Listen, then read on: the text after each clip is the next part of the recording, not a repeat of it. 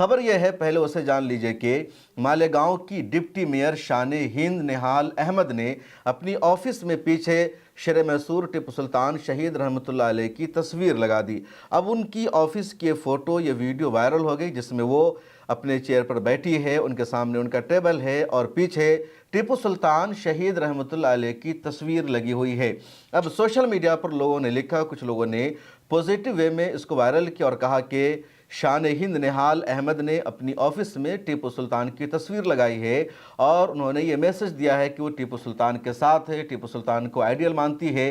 टीपू सुल्तान की बहादुरी या टीपू सुल्तान ने जिस तरह हिंदुस्तान को कई सारी टेक्नोलॉजी से सरशार किया, अंग्रेज़ों के ख़िलाफ़ उन्होंने जंग की और अंग्रेज़ों के रास्ते को रोके रखा, इसलिए वो आइडियल है। और शान हिंद निहाल अहमद टीपू सुल्तान को अपना आइडियल मानती है। पॉजिटिव अंदाज में इस तरह का मैसेज लोगों ने सोशल मीडिया पर लिखा। अब बीजेपी आईटी सेल की इस पर नज़र पड़ी और फ़ौरन बीजेपी आईटी सेल ने इस तस्वीर को, इस मैसेज को नेगेटिव अंदाज में तब्दील कर दिया, इसके खिलाफ झूठा प्रोपेगेंडा कर दिया और बीजेपी आईटी सेल ने लिखना शुरू कर दिया कि डिप्टी मेयर के दफ्तर में उनकी ऑफिस में तस्वीर होनी चाहिए बाबा साहब अम्बेडकर की, महात्मा गांधी की या छत्रपति शिवाजी की, लेकिन उसने तस्वीर लगा रखी है टीपू सुल्तान की। और इन मुसलमानों की आदत यही है कि जब भी इनको मौका मिलता है, ये जो हिंदुस्तान के असल और रियल हीरोज़ हैं उनको अपना हीरो नहीं बताते, उनकी तस्वीर नहीं लगाते, बल्कि ये औरंगज़ेब से मोहब्बत करते हैं, टीपू सुल्तान से मोहब्बत करते हैं, इनको अपना आइडियल और रहनुमा मानते हैं, जबकि ये बाहर से आए हुए लोग हैं, ये हिंदुस्तान पर कब्जा करने वाले लोग हैं।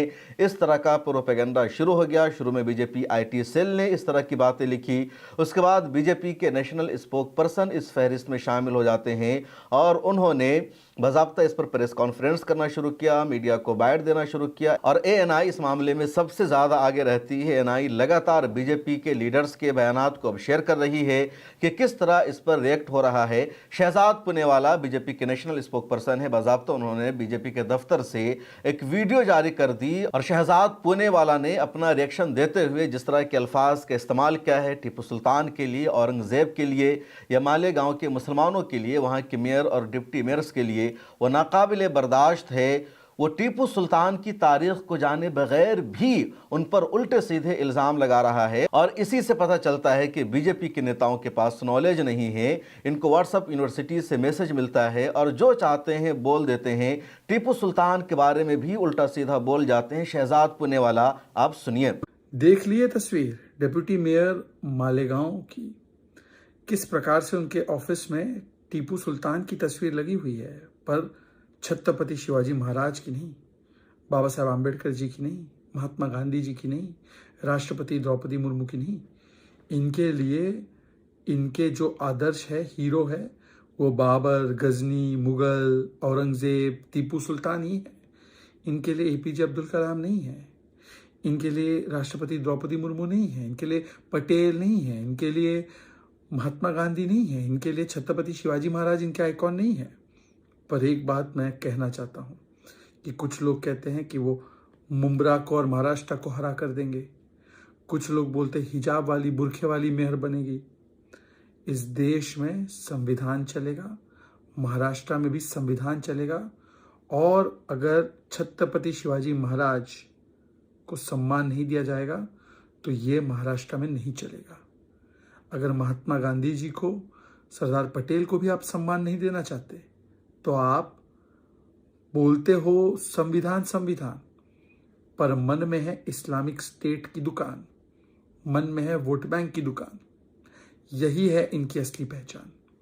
आपने सुना शहजाद पुनेवाला को। और अब इस फहरिस्त में बीजेपी के सभी नेशनल स्पोक पर्सन आ चुके हैं, उनकी वीडियो सामने आ रही है। मुंबई से लेकर दिल्ली तक इस पर बयान दिया जा रहा है। बीजेपी की मुंबई यूनिट ने तो बाज़ाब्ता इस पर प्रेस कॉन्फ्रेंस कर दिया। उसके बाद दिल्ली के नेता भी, दिल्ली के नेशनल स्पोक पर्सन भी कह रहे हैं कि औरंगज़ेब से, बाहर के नेताओं से मोहब्बत करते हैं, इन पर गद्दारी का मुकदमा चलना चाहिए। ये लोग देश हित में बात नहीं करते हैं, ये लोग देश के नेताओं से मोहब्बत नहीं करते हैं। और जब हंगामा हुआ, एतराज़ हुआ, विवाद हुआ, तो उसके बाद शान हिंद निहाल अहमद ने इस पर सफाई दी और उन्होंने कहा कि जब हम तमाम लोगों को ऑफिस मिली और हम लोगों ने चार्ज संभाला, ऑफिस में बैठना शुरू किया, तो हमारी ऑफिस में किसी ने टीपू सुल्तान शहीद रहमतुल्लाह अलैह की तस्वीर आकर के लगा दिया। और मुझे इनकी तस्वीर से कोई दिक्कत नहीं है, कोई एतराज़ नहीं है, क्योंकि टीपू सुल्तान फ्रीडम फाइटर थे। अंग्रेज़ों के ख़िलाफ़ उन्होंने जंग की, अंग्रेज़ों का रास्ता रोका। टीपू सुल्तान ने अस्पताल बनाया था, गरीबों का इलाज करते थे। टीपू सुल्तान ने कई सारी नई इजादात की। टीपू सुल्तान ने मंदिर बनाने का काम किया। टीपू सुल्तान हिंदू और मुसलमानों को साथ लेकर चलते थे। तो टीपू सुल्तान ने कभी भी हिंदुस्तान से गद्दारी नहीं की। टीपू सुल्तान ने कभी भी हिंदू और मुसलमान नहीं किया। टीपू सुल्तान ने कभी भी किसी कम्युनिटी के साथ ज़्यादती नहीं की। टीपू सुल्तान ने इंसाफ, जस्टिस और बराबरी के साथ हुकूमत की। इसलिए मैं टीपू सुल्तान को पसंद करती हूँ और मुझे इनकी तस्वीर लगाने पर कोई एतराज़ नहीं है। देखिए, जब अपने 4 मेयर और डिप्टी मेयर ने अपनी अपनी ऑफिस का संभाला, तो मैंने जब यहाँ आके अपना पद, अपनी ऑफिस का चार्ज संभाला, तो हमारे गठबंधन के कुछ मेंबरों ने, जो कॉरपोरेटर्स थे, उन्होंने मुझे ये सप्रेम भेंट दिया और उन्होंने ये लगा दिया। और वो लगाने पर मुझको कुछ एतराज़ नहीं है, क्योंकि टीपू सुल्तान जो हैं वो हिंदुस्तान के फ्रीडम फाइटर है, ये सब ने माना है। यहाँ तक कि उनकी तारीफ़ सिर्फ हिंदुस्तान ने नहीं, ब्रिटेन ने भी की है। जिस वक्त वो ईस्ट इंडिया कंपनी से लड़ा करते थे, मैंने उस दिन भी इंटरव्यू में कहा कि जिस वक्त वो लड़ा करते थे तो उनकी लाइब्रेरी और उनका जो उन्होंने तजुर्बा गाह बनाया था, उसकी तारीफ़ ब्रिटिश गवर्नमेंट करती थी। वहाँ से उन्होंने बाकायदा साइंटिस्ट लोगों को भेजा देखने के लिए। और जो 17वीं सदी में उनका मेडिकल में इतना नॉलेज था कि उस वक्त प्लास्टिक सर्जरी जब दुनिया नहीं जानती थी, जब टीपू सुल्तान अपने फ़ौजियों का प्लास्टिक सर्जरी भी किया करते थे, तो वो मिसाइल की ईजाद करने वाले, हिंदुस्तान में सबसे पहले ईस्ट इंडिया कंपनी जो अंग्रेज़ों के ख़िलाफ़ लड़ने वाला जो सुल्तान थे, वो टीपू सुल्तान थे। इसलिए मुझे नहीं लगता कि कोई एतराज़ की बात है। आपने सुना शान हिंद निहाल अहमद को उन्होंने बेबाकी के साथ ये सफाई दी है और टीपू सुल्तान की तस्वीर को हटाने से इनकार कर दिया है। अब टीपू सुल्तान कौन है, उनकी तारीख़ क्या है, उनका इतिहास क्या है, ये भी जान लेना ज़रूरी है। और आगे मैं ये भी बताऊंगा कि टीपू सुल्तान का हिंदुओं से कितना करीबी रिश्ता था। टीपू सुल्तान उन नेताओं में शामिल थे अब तक जिन पर कभी कोई विवाद नहीं हुआ, जिन पर कोई एतराज़ नहीं हुआ। लेकिन 2014 के बाद बीजेपी ने टीपू सुल्तान को भी औरंगज़ेब, हुमायूं और अकबर की कैटेगरी में रख दिया और उनके ख़िलाफ़ भी हंगामा बर्पा कर दिया। जबकि टीपू सुल्तान की तारीख़ अलग है। हालांकि देखा जाए तो ये तमाम हुक्मरान भी हिंदुस्तान के हुक्मरान रहे हैं। इन सभी लोगों ने हिंदुस्तान को सोने की चिड़िया बनाया था, ताकतवर बनाया था, और इनमें से किसी पर भी सवाल नहीं उठाया जा सकता। लेकिन बीजेपी का एजेंडा है तारीख़ को गलत अंदाज में पेश करना, इन सबको घुसपैठिया करार देना।